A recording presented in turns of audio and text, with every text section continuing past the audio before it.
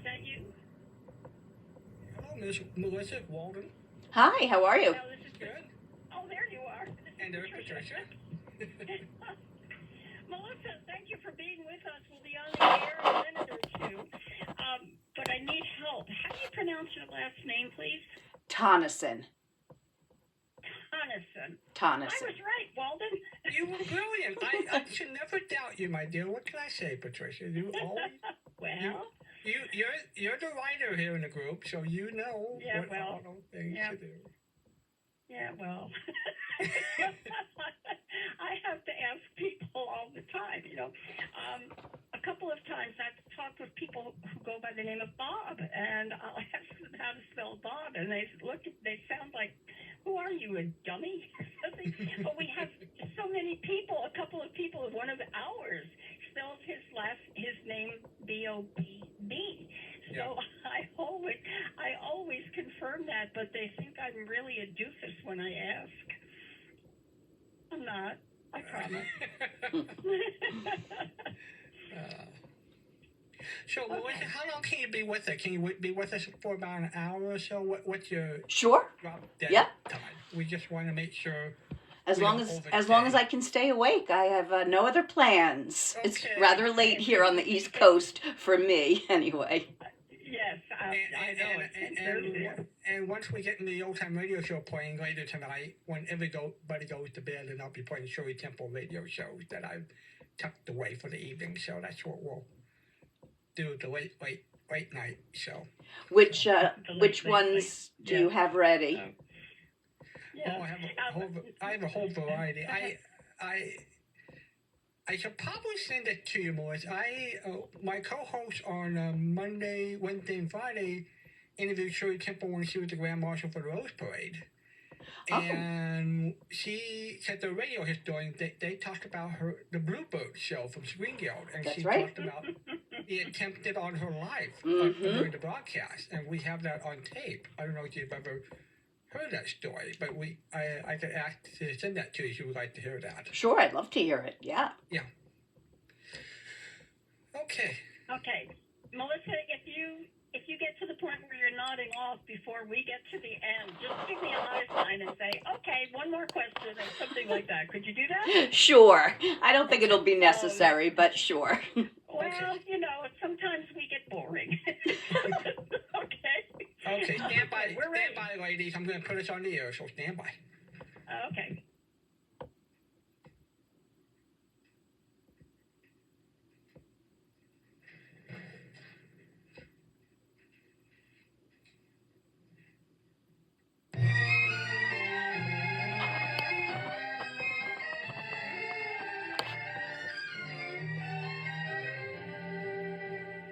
Oh, Patricia, my darling Patricia, I can see all my dreams in your eyes. Your smile is as Hello, everybody. It is Saturday night, February the 7th, 2026. I'm Walter Hughes, here in beautiful Costa Mesa, California, and here with my co-host.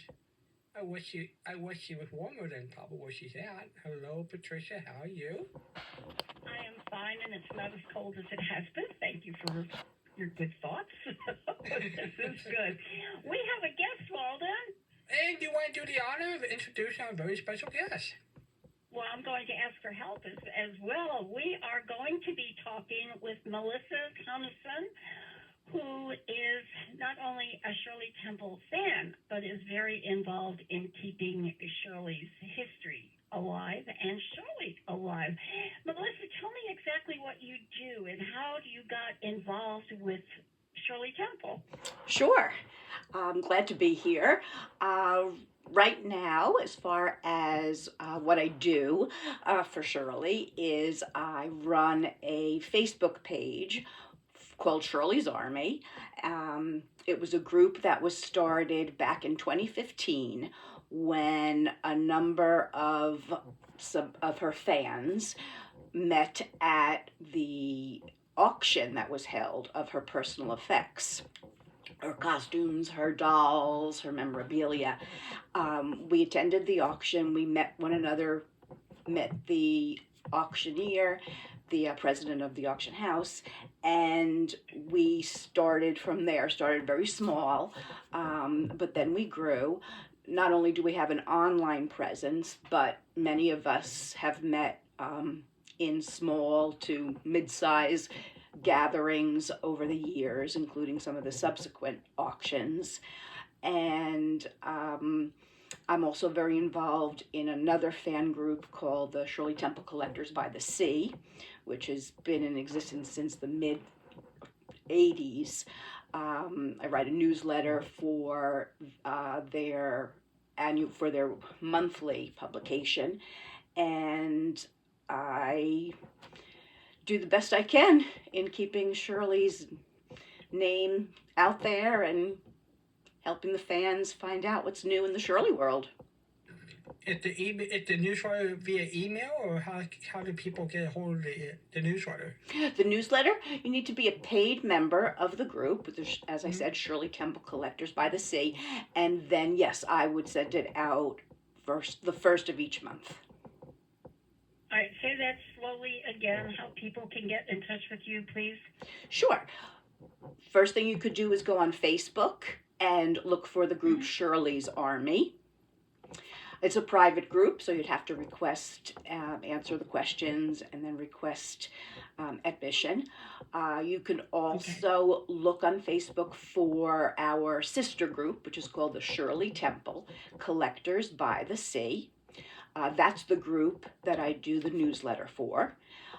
So if you contacted me through either of those ways, you would be able to find out more about both groups. Okay, that's great. I was missing at least one word in there when you were talking about the group, and I don't want to miss that.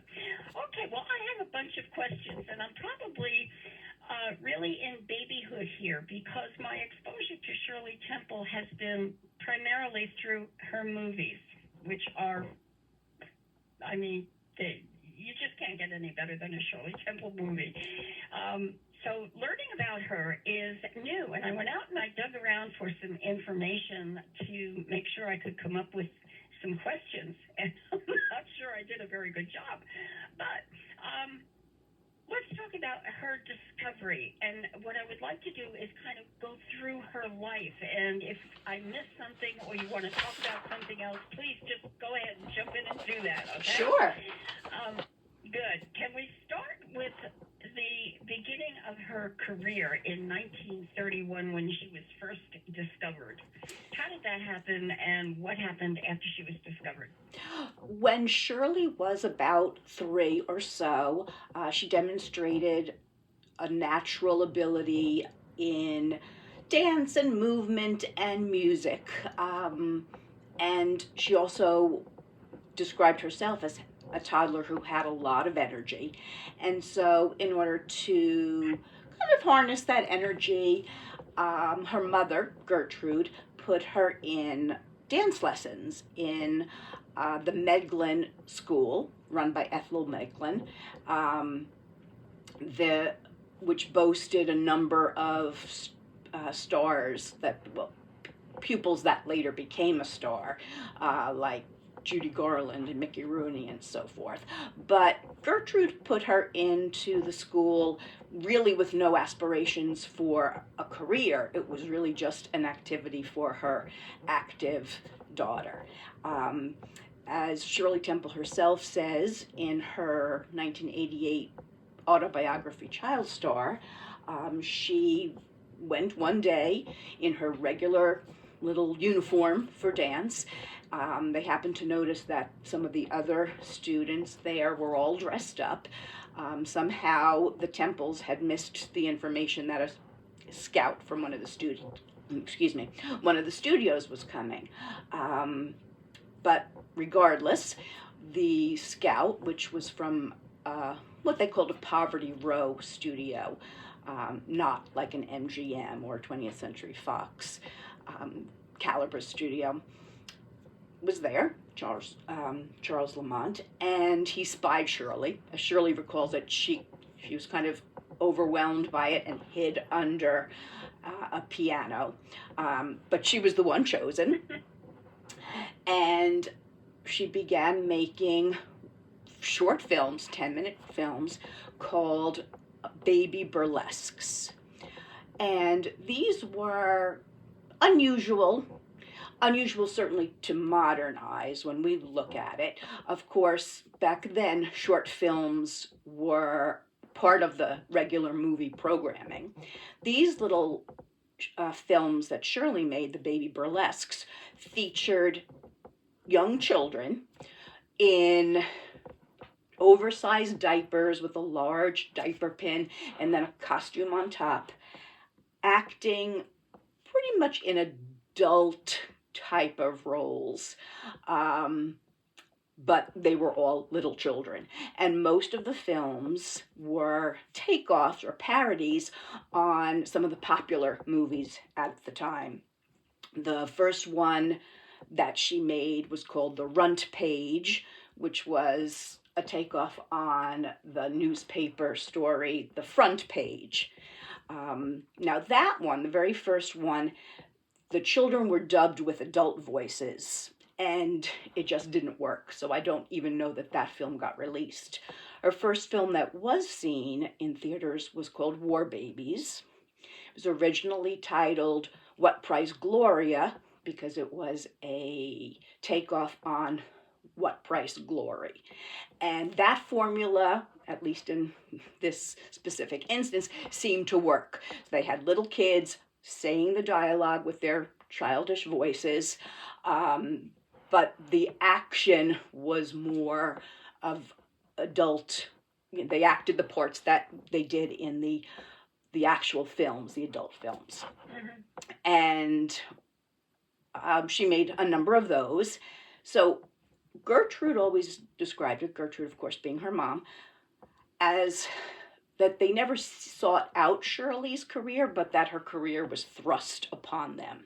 So once she was in the business, as they say, then she started being taken to auditions for very small walk-on roles or bit parts. After she finished with the Baby Burlesques, she went on to do another series of short films called The Frolics of Youth. And it was at a screening of one of those Frolics of Youth short films that Jay Gorney, I believe it was, the musician, was in the audience, and he watched it.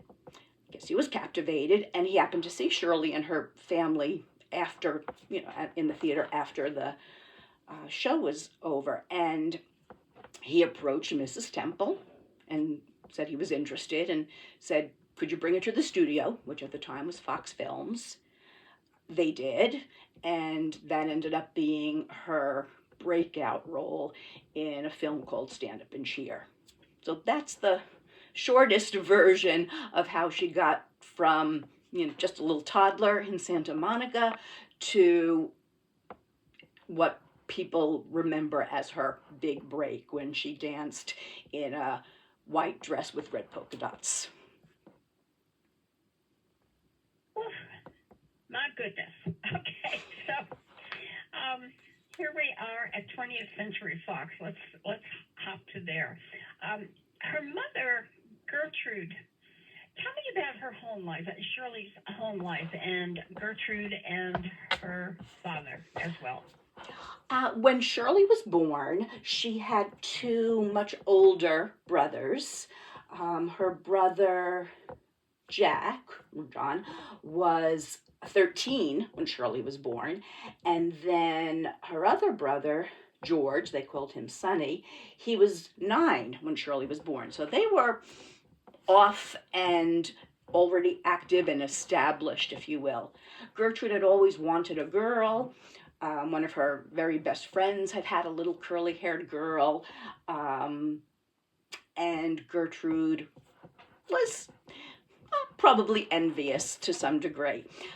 Went on to have Shirley, and because there was such a gap between her older brothers and she, Mrs. Temple had a lot of time to spend with her daughter. So she did. They were a very close family. When Shirley was born, they lived in a very small home in Santa Monica. and her father, George Temple, was a banker, and so they weren't in such a bad way as many were during the Depression. Father did have a job, but they also lived a modest life. And because Mrs. Temple was available, she spent, as I said before, a lot of time with Shirley. And as Shirley became more popular, once her career got going, Mrs. Temple was instrumental in keeping Shirley as normal as one could be when one is a child who is adored by 1934, the world. Mrs. Temple was German, so had a very practical and sensible and grounded nature, and instilled those kind of things in Shirley. There wasn't a lot of pampering and preening over Shirley, more than was necessary, of course, because Gertrude wanted her to be as much a child as possible. Very hard to do in those circumstances, but I do believe that it was Gertrude's guiding hand and her insistence on certain things and values in raising Shirley that helped her avoid some of those problems that a lot of stars encountered, particularly younger stars, as they grew. Shirley, luckily, had very little of that, and most of that is due to the really solid upbringing that her parents gave her. There's material out there, and I had read this before we knew you were coming. I lied a little bit when I said the only thing I knew about Shirley was her movies, but not much more than that. And what you're describing for her mother, Gertrude, is counter to what a lot of information, purportedly true, is not as kind about her, that she was a stage mother and pushed Shirley, and from what I'm hearing from you, that departs from reality. Am I on target there? You are on target that departs from reality. Shirley's mother wasn't a stage mother. She wasn't the one who, from the moment she had Shirley, groomed her to be a movie star, like Jane Withers' mother did. And Jane herself had gone on many an interview and said that. That was not Gertrude at all. What she did do is she protected Shirley. Once they got in the situation that they were in, i.e. Shirley's career, Gertrude never left her side. She was there at every filming and every studio event and every portrait taking, not because she wanted to necessarily advance Shirley's career or look for better opportunities, but she was there to protect her daughter, to make sure her daughter wasn't fawned over too much or wasn't worked overtime. My understanding is that Gertrude, and this comes from Shirley herself in her autobiography, is that Gertrude was somewhat shy, and people described her as aloof, but Shirley herself said it was more that she was shy and reserved, and in a world that she wasn't really comfortable with, certainly didn't have any knowledge of prior to her daughter getting some of those roles. So that's where some people looked to Mrs. Temple and saw a quiet but always there presence and manufactured a persona that wasn't really true.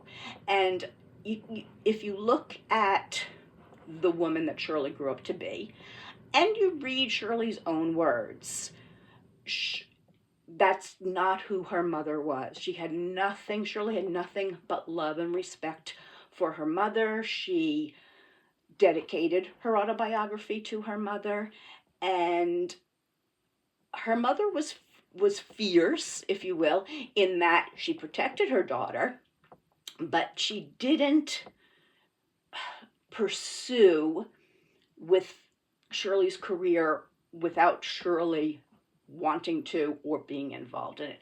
And this is evidenced by the fact that even before her 7-year contract was up with 20th Century Fox, Shirley was getting older, the film roles were getting tired and repetitive, and Mrs. Temple decided it was time for Shirley to be enrolled in school and have more of a typical childhood experience. So they bought out Shirley's contract and enrolled her in school. She did go on to sign with another studio eventually, and then went on to make more teenage films.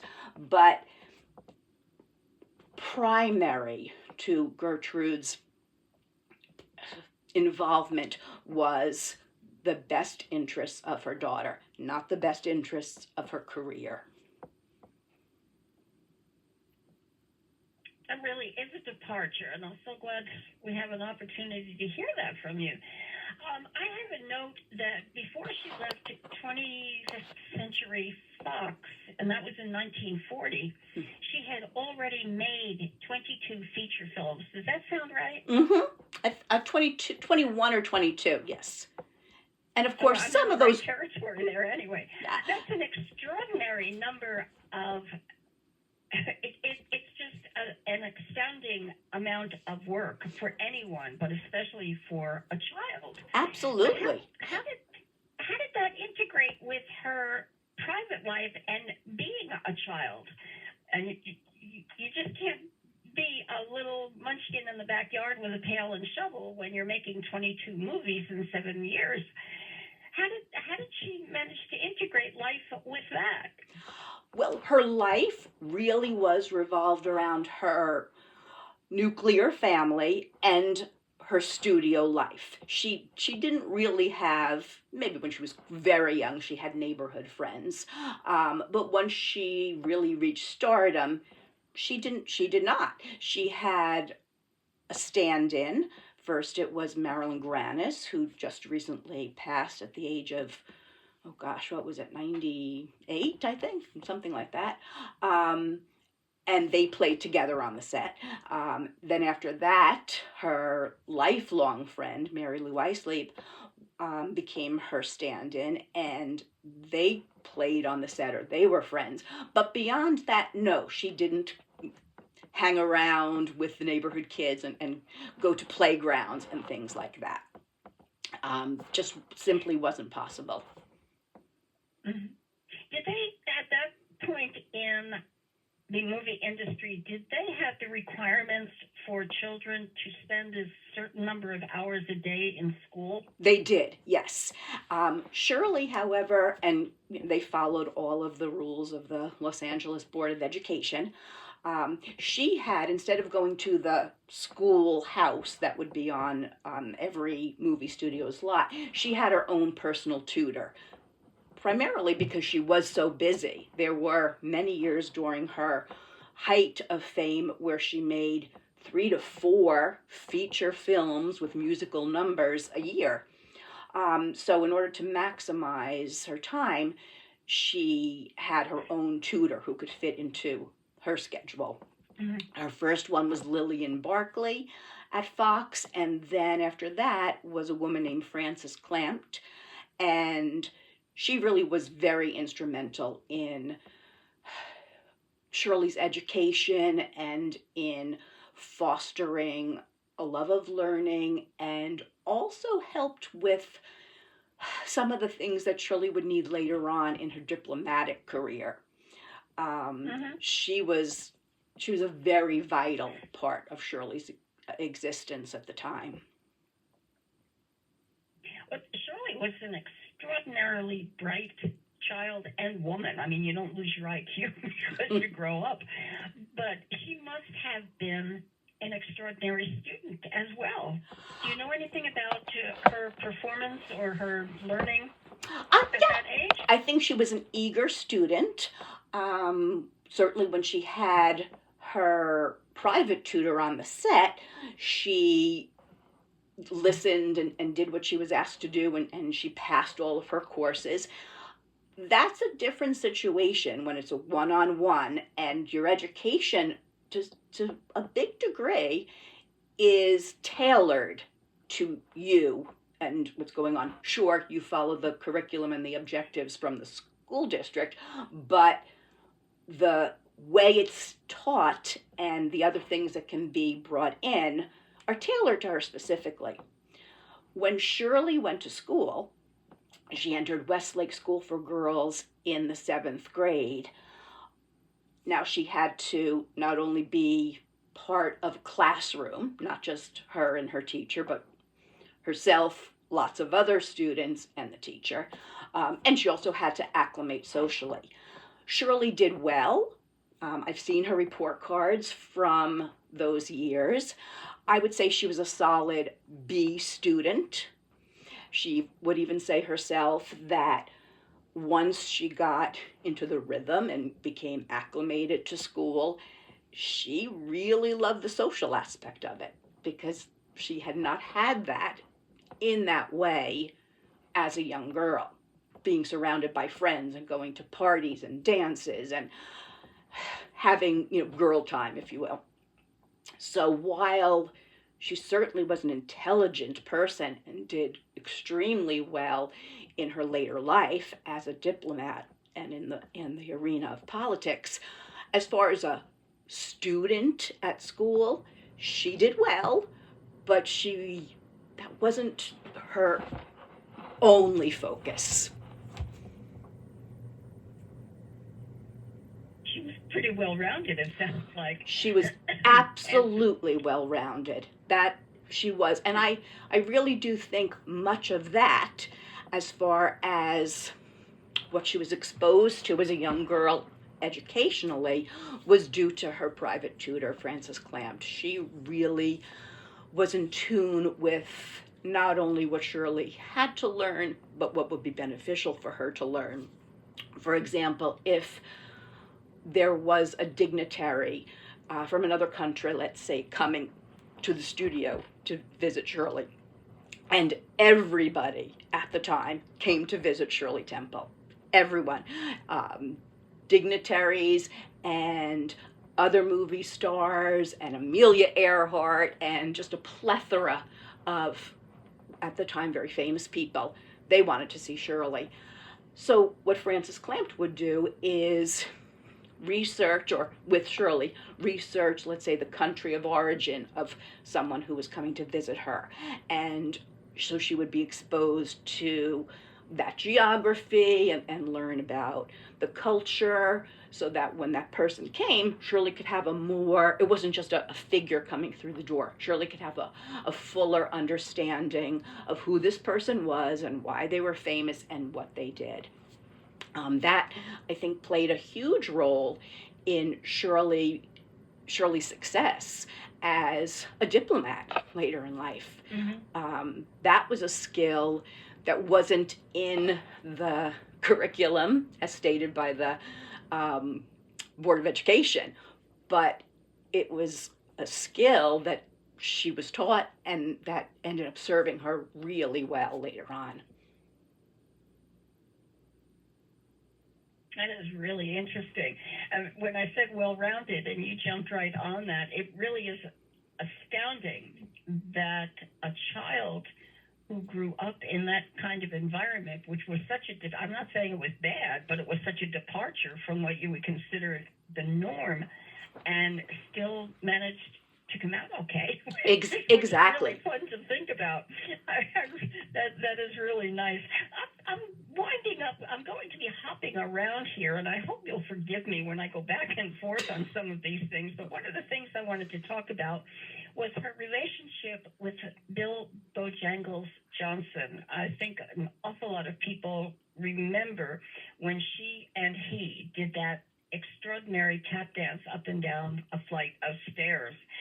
And it seemed like they had a really warm relationship, even in the movie, that they thought a lot of each other. Is that correct? That is correct. Bill Robinson was already an established performer, particularly tap dancer, who had been on Broadway and stage shows. He was cast with Shirley in a film called The Little Colonel, which was her first film of 1935. And it was a story of post-Civil War and the story of a family and an estranged mother with her father, Shirley being the granddaughter who, of course, brings the family together. Bill Robinson is cast as one of the servants for her grandfather, and Shirley describes meeting Bill Robinson. She called him Uncle Billy. She called Lionel Barrymore Uncle Lionel. It was a way for her to express affection. She also gave nicknames to a lot of people. That was her way of connecting. And she met him, and she felt instantly, and this is as a very young child, instantly at home. She felt as if Bill Robinson did not talk down to her, that he treated her with respect. And when they started their dancing lessons together, in order to do the very famous dance scene up and down the staircase, Shirley was a quick learner. That impressed Bill Robinson. And there was just such a joy about the way Shirley approached it that it was hard not to really fall in love with her personality. And they went on to make 3 more films after that. Shirley talks about him at length in interviews and in her book, and had a very, very good, strong relationship with him. She even writes that much later on, when she had her second child, Charles Black, she had complications after the birth, and she was near death. And while she was in the hospital struggling to survive, and she was going in and out of consciousness, she remembers envisioning Uncle Billy, who had by that time had died, had been dead for several years, welcoming her, or her at least seeing him in the afterlife. That's how much their relationship meant to Shirley.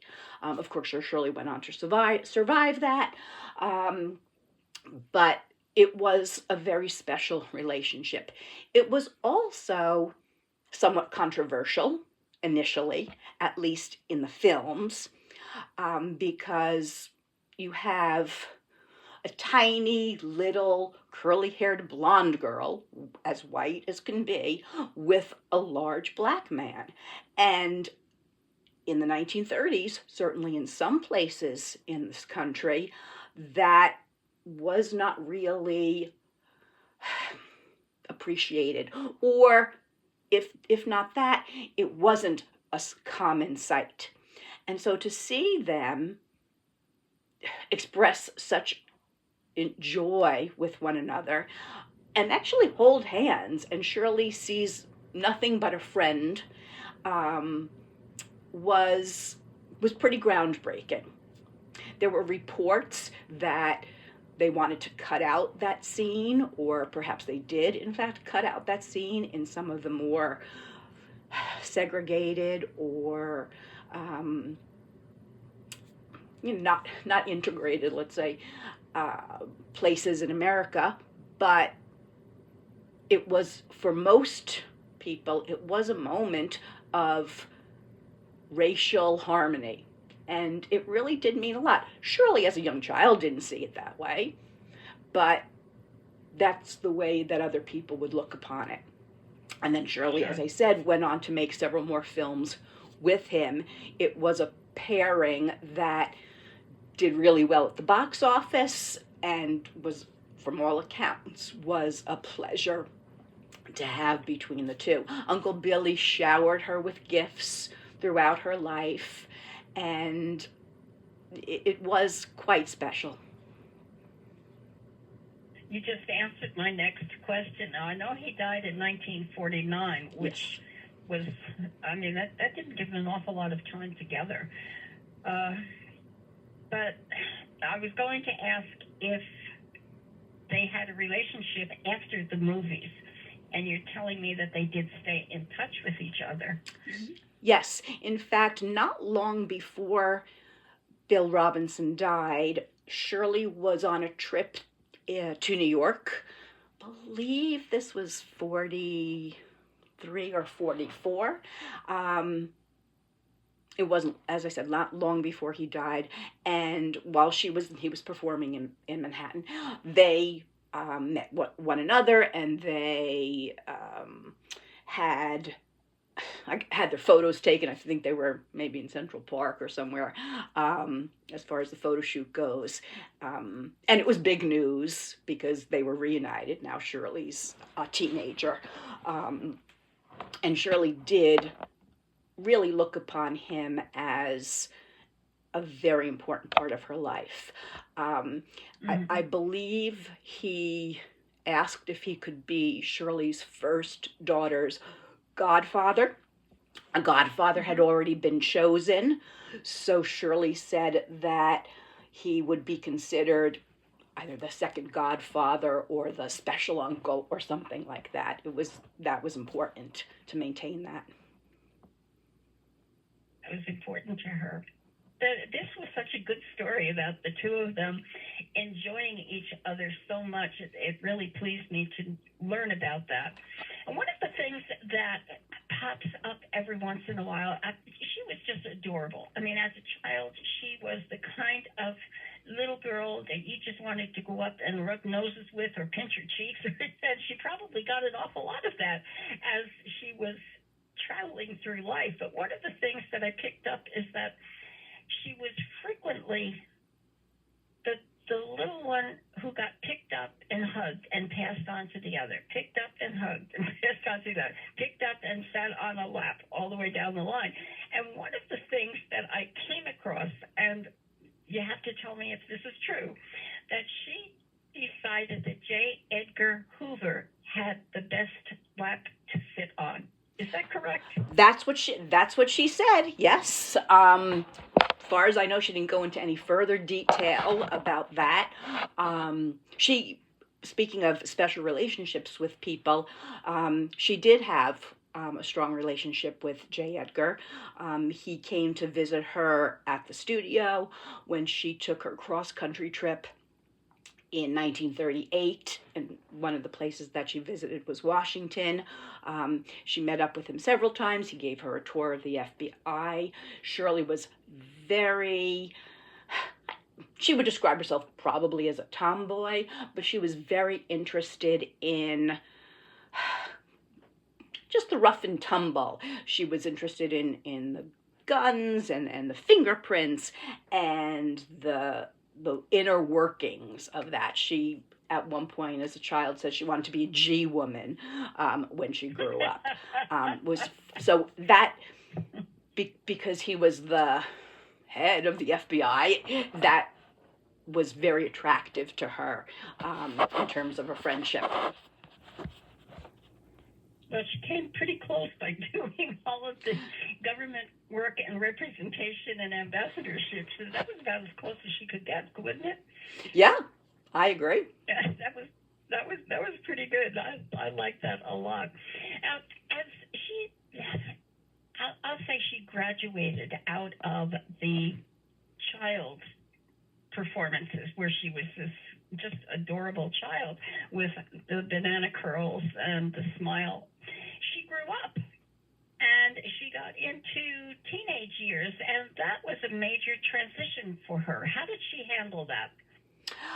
Well, yes, it certainly was, as it is for any child performer or any child anywhere. There is a transition. Of course, when you're in the public eye, it's even more difficult. And when you are, for all intents and purposes, the breadwinner of the family, it's even harder. As I said before, her parents, particularly her mother, were instrumental in filling that gap or bridging that gap, really. And so much so, as I said before, that they bought out her contract and enrolled her in a school with other children. And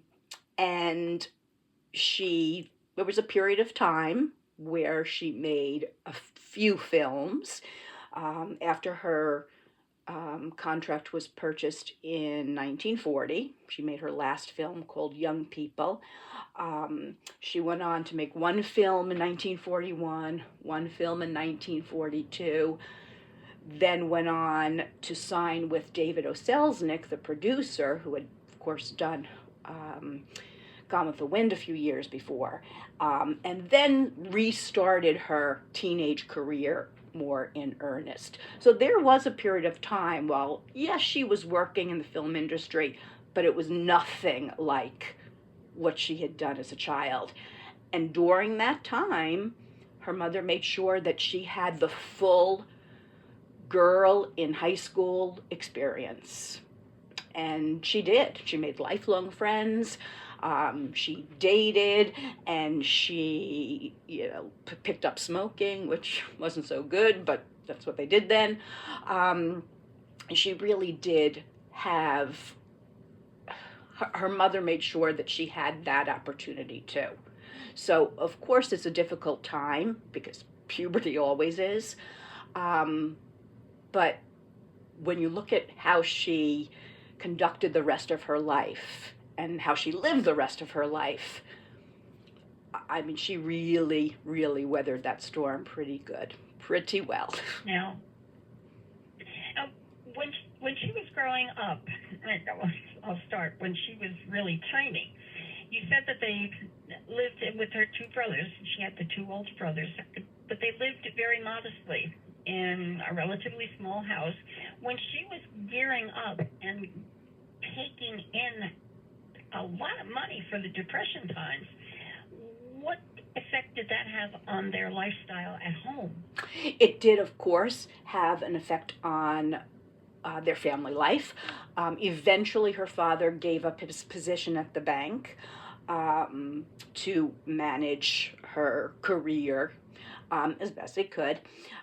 They moved about a year into Shirley's movie career. They moved to another home in Santa Monica, a larger home, but still modest by movie star standards and accessible by the street. Shirley had become so popular by then that just wasn't safe really anymore, particularly in light of the Lindbergh baby kidnapping not too long before.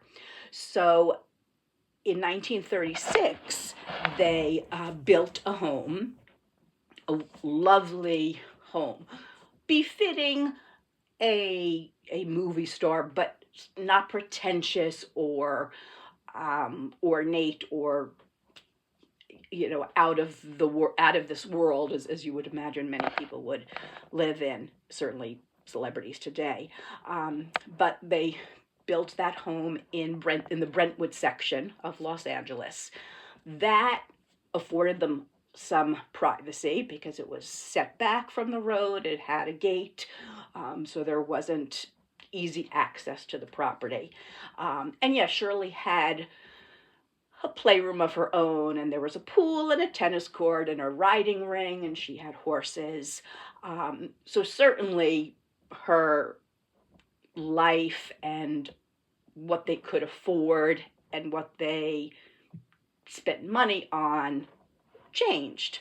But they weren't the kind of a family who, they did go on vacation. Hawaii, in fact, was a destination many times, but they didn't go to parties. The parents didn't go to their heads, in other words. They tried to live as sensibly as possible, given, the resources that they had, which the resources were quite significant at that time. So, yeah, Shirley certainly had the best of everything, but she wasn't spoiled in the terms that people think of, because to be spoiled means not just that you have a lot of things, but it's that you don't appreciate the things that you do have. That's really what spoiled is. And that wasn't Shirley's case. So yeah, she certainly lived a lovely lifestyle, but I wouldn't call it lavish, and I wouldn't call it wasteful in any way. Which is pretty typical of the upper echelon in Hollywood today. And even before Shirley's time, there was the whole Jackie Coogan situation that unfolded really right when Shirley was at the height of her popularity, because the laws at the time said that earnings that a child made actually belonged to their parents. His parents went what I would call hog wild and bought cars and real estate and large homes and furs and all sorts of things. They really did embrace that lavish lifestyle and left him with nothing, or very, very little. That wasn't the case in Shirley's situation, because her family they didn't live that kind of life.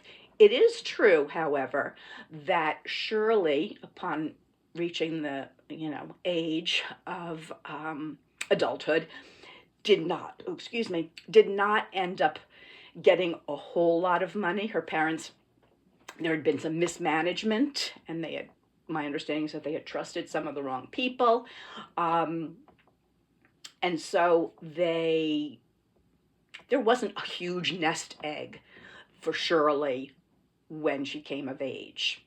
And that was disappointing. Shirley was disappointed. She didn't fully understand how something like that could happen.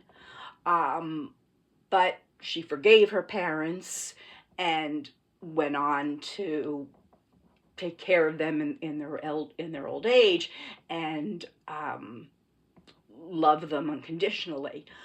But it wasn't because the parents wasted all the money on very frivolous things. It was quite a substantial amount.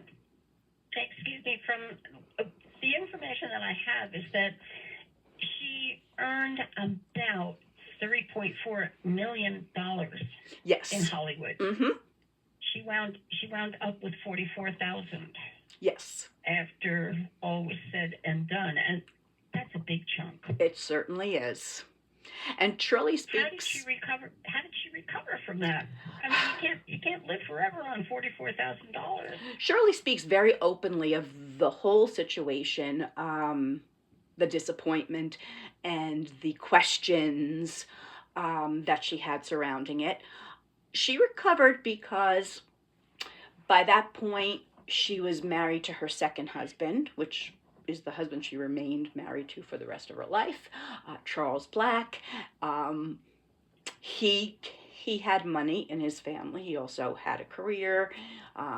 He was a naval officer, in addition to having a career. And so they had that money. When they first married and he got called back into duty, and they lived in Bethesda, Maryland, so that he could work in Washington, they lived at first in a very modest apartment that didn't really have any luxuries, until they could afford a better place to live, which they did. So she certainly did extremely well later on. And then she did go on to have her own television series for 2 seasons, so she did have money coming in. Um, what I always look at when thinking of Shirley and how she faced adversities, because regardless of any wonderful upbringing or any, terrific way of life, there's always going to be those adversities. And Shirley looked at it, acknowledged it for what it was, whatever the situation was, and then moved forward.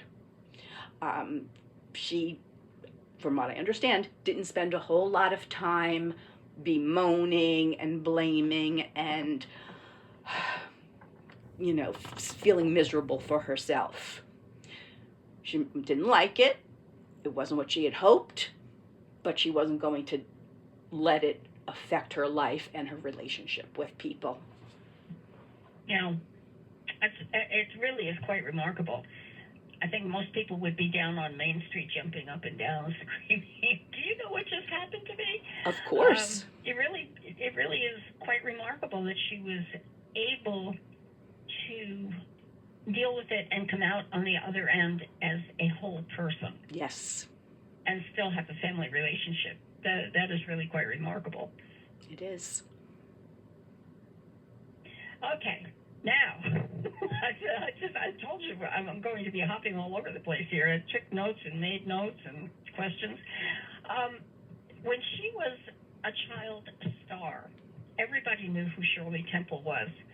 When she was no longer in the movies, and let's say she was married to Charles Black, did people know who they were interacting with? Not always. Certainly when they first moved, she and Charles moved to Bethesda, Maryland, when he was called back into duty. There were times when she was, I think, on a tractor mowing her front lawn or or on a lawnmower, probably it was. She was mowing her lawn, and people heard that Shirley Temple lived in this house or lived in this neighborhood and came up to her and asked, "Where's Shirley? Does she live here?" And Shirley's like, "Wow," she kind of played it off. So they didn't always recognize her.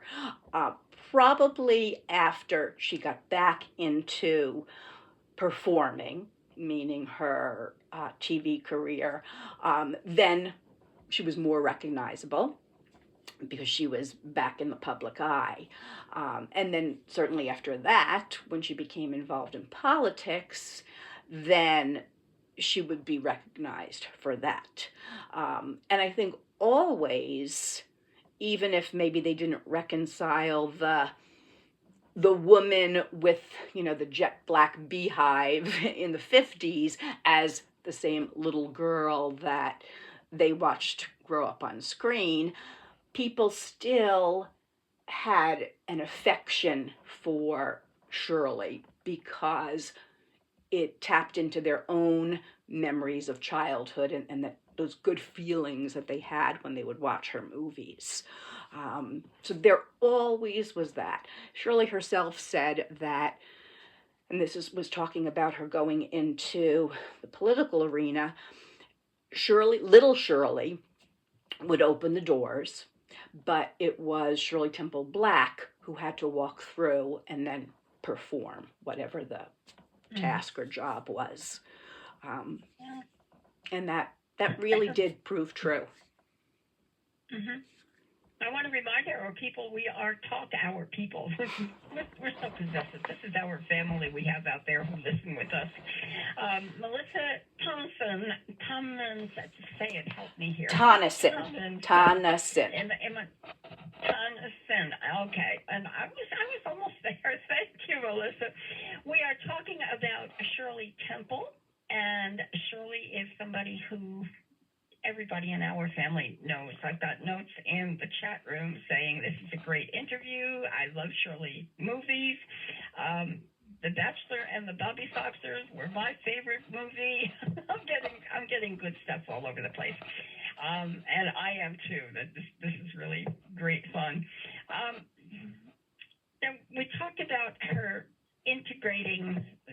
She was just part of an all-American family when she was with Charles Black, and they stayed together until he died. That was 55 years. Yes, it was. That's a solid marriage. It really was. And Shirley was still quite but- young when she met and married him. She had a very young first marriage when she was just 17 to John Agar. But she was only 20, perhaps, 21 maybe, when she married, or 22 perhaps, when she married Charles Black. And they had what I think most people would consider a whirlwind courtship. They met and married within a year. And even Shirley's mother was somewhat worried that Shirley was maybe making another mistake, not because she didn't like Charles Black or didn't think he was a suitable prospect for her, but because it all happened so quickly and Shirley was just coming off of an unsuccessful marriage. But it turned out to be extremely successful and completely the right thing for Shirley to do. And she knew in her, even at that young age, that this was the one that was going to stick. I found it an absolutely delightful sentence somewhere out there that Charles Black, when they first met, didn't know who she was. That's right. He did not. That is so cool. Yeah. How did that happen? How did that get by him? Well, he was older than Shirley, and so when Shirley was at the height of her career in the mid-30s, he was already up and out of the house and enlisted and overseas. So he missed all of the, Shirley mania, if you will. And he didn't live in the Hollywood community, so he wasn't, by proximity, didn't have any connection to it. And just because of his interests, he wasn't really a movie person. Hard to believe that, those existed, but they did. And so Shirley was a little put off when she first met him and realized that he didn't know who she was, not because she was so self-absorbed, but because she had such a presence. And she really got ticked when he referred to her as a starlet.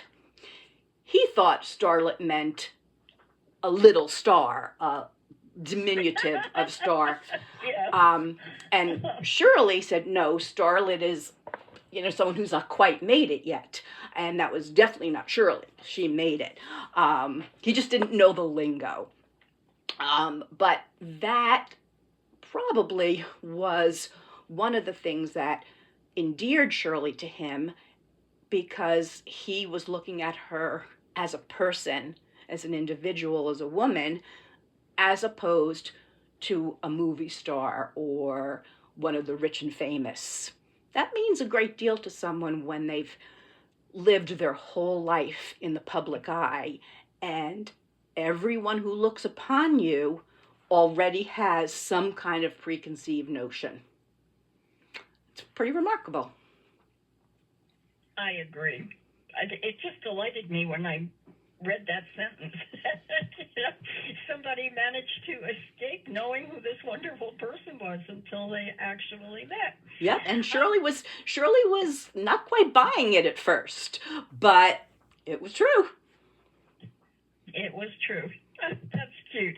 Now, one part about Shirley that really hit home with an awful lot of people, she was diagnosed with breast cancer in 1972, and she talked about it. She did. This is not something that was done in 1972, and she talked about it. Tell me about that. Yeah.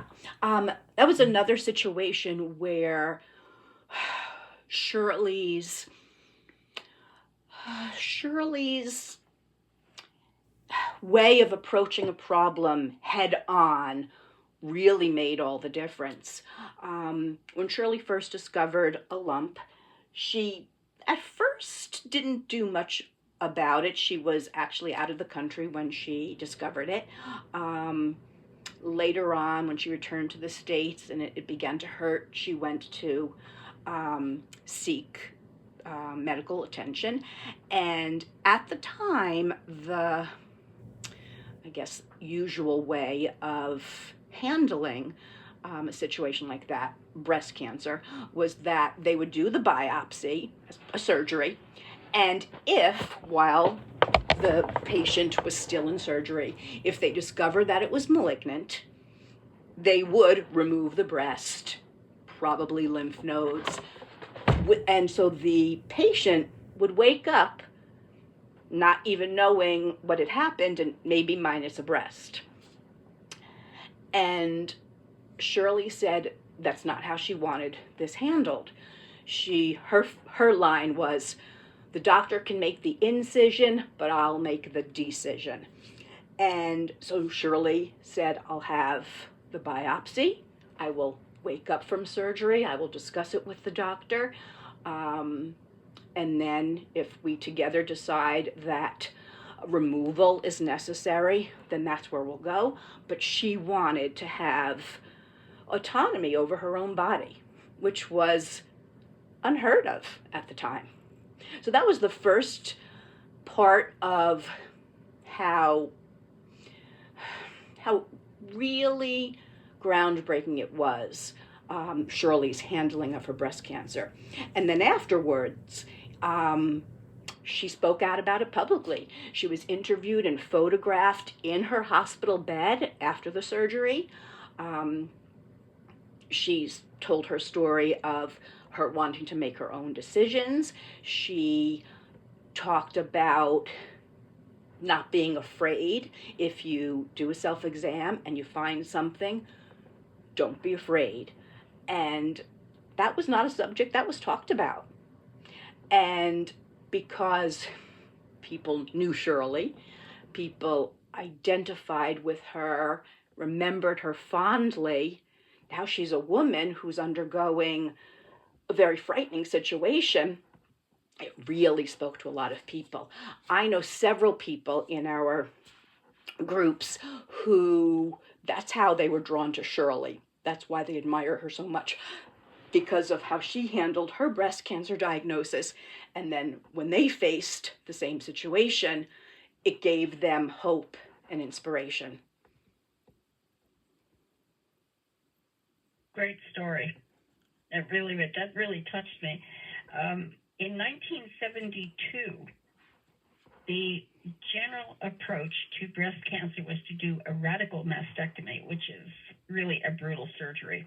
And, to come away with that and say, okay, I've got my life and that's important, and here's what you can do to protect yourself. I mean, that is really a remarkable person who can do that in that arena. Not so much today, but in 1972, as so many people have said, that's not something women talked about. They just didn't. And nor did they question doctors. They just went under and just left it up to them. And while maybe a mastectomy was warranted, in Shirley's case, she had a modified mastectomy, but she had a choice in that matter. She was able to consult and question and ultimately come to the decision with her own doctor, as opposed to having the decision made for her without her knowledge. That was huge. Yeah. She was really a groundbreaker in so many areas. She was. Of course, everyone knows her as the cute little singing and dancing movie star of the 30s. And certainly that's how I came to know her, from her movies on television. But she led a remarkable, remarkable life. Indeed. we're kind of bumping up against the time limit that we set for ourselves, but I don't want to go without talking at least a little bit about her diplomatic career. She was just all over the place. She started in the United Nations General Assembly and just went from there. Talk about that, please. Even before that, she, in 1967, ran for Congress. She ran in a special election after a representative died. She did not win. She ran against Pete McCloskey, I believe. She did not win, but she put herself out there. After that, she became involved with the Commonwealth Club of California, which was a public affairs forum based in San Francisco. And then, kind of serendipitously, Henry Kissinger overheard her speak about a political topic, Southwest Africa, I think it was, at a party that they happened to both be at. And he approached her. That led to her appointment to the United Nations General Assembly by Richard Nixon. That was in '69. And then she went on to have what she said was her favorite job of all, which was the ambassador to Ghana. She was appointed by Gerald Ford and served from '74 to '76.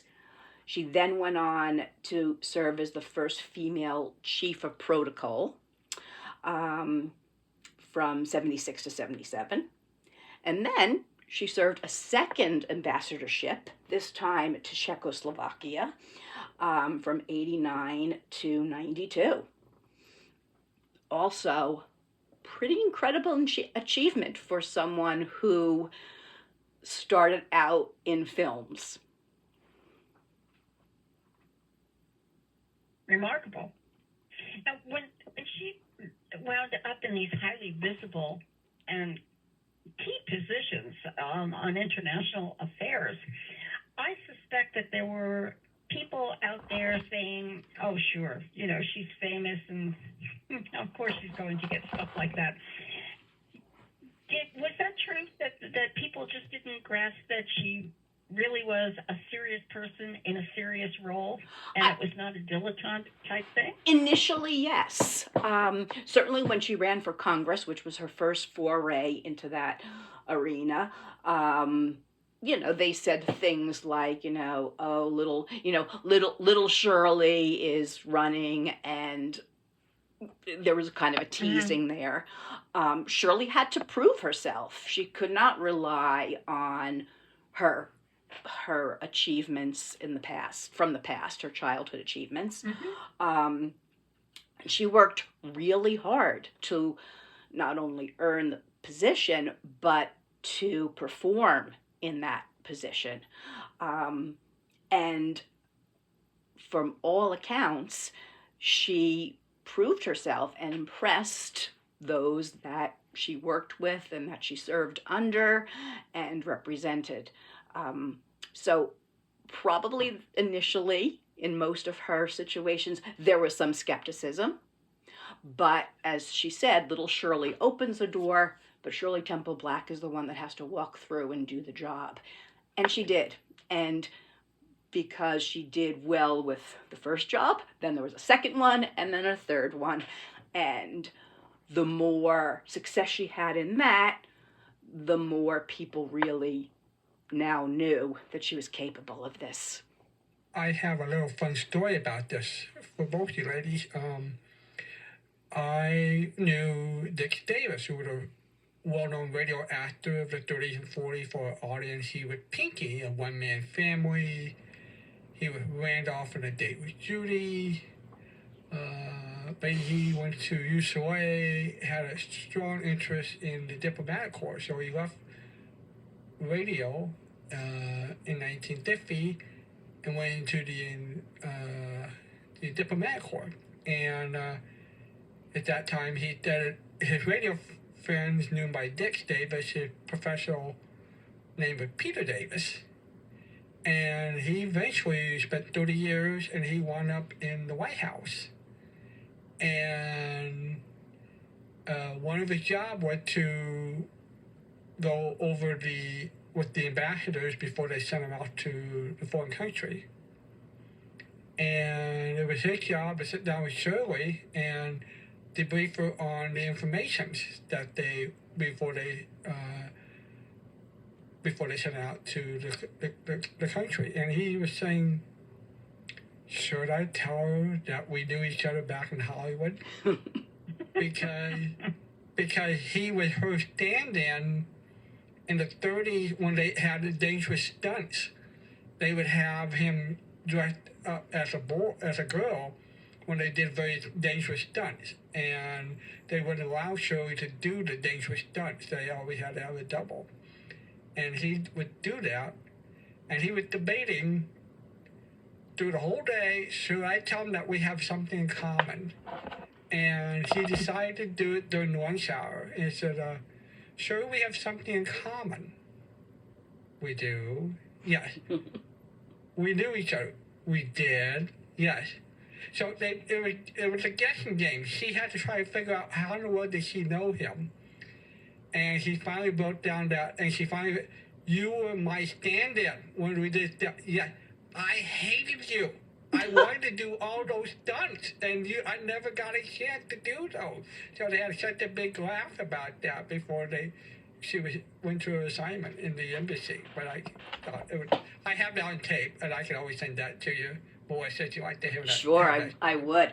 And that happened to Shirley several times when she was in her political career, when she ran into people that she had met during her childhood years or her child star years. And sometimes she would remember them, and I guess sometimes she wouldn't. It doesn't surprise me to know that Shirley was miffed that she didn't get to perform the stunts because, as I said before, she was a bit of a tomboy. Of course, they could not risk Shirley, Right. their most valuable property, so to speak, in those kind of scenes. But she would get annoyed. There's one story where it's in Heidi, a film that she made in 1937, where she bends over and she gets butted by a goat. And you can see clearly in the movie there's a jump cut, and it's not Shirley being knocked over, it's someone else dressed as Shirley. It's done well, but Shirley kind of felt a little miffed because why can't I do that? Not only might it not be fun, but also I can do what anybody else can do. Of course, wasn't the case, but that was Shirley. She was, in many ways, down for anything. Mm-hmm.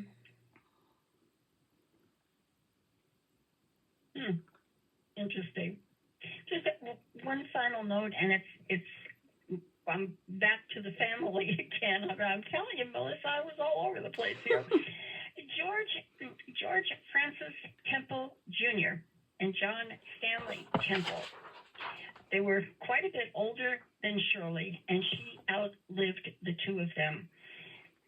When she was in the movies, and she was the focus of millions of people internationally, how did the boys handle that? There's not a whole lot. There's some, but not a whole lot of information on the intimate relationship between Shirley and her brothers. What I mean by that is what they thought and was there jealousy.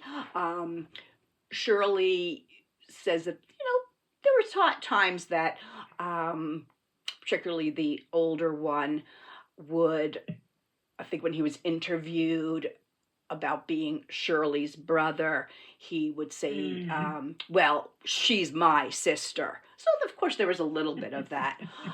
The oldest brother did go on to have somewhat of, I'm not sure if you would say career, because it wasn't in front of the cameras, but he did work in the film industry for a while as in a behind-the-scenes capacity.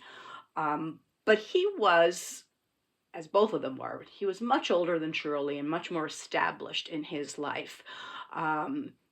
Both he and George had had their parents to themselves for all those years.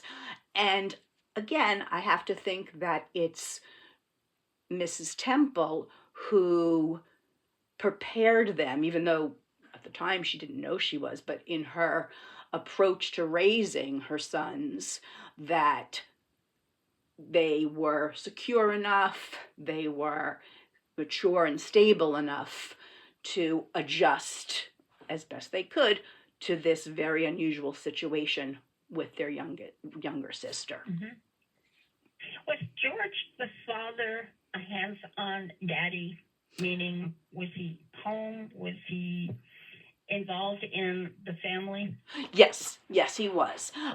He did come to the set with Shirley when she was young, not nearly as frequently as her mother did, but he did.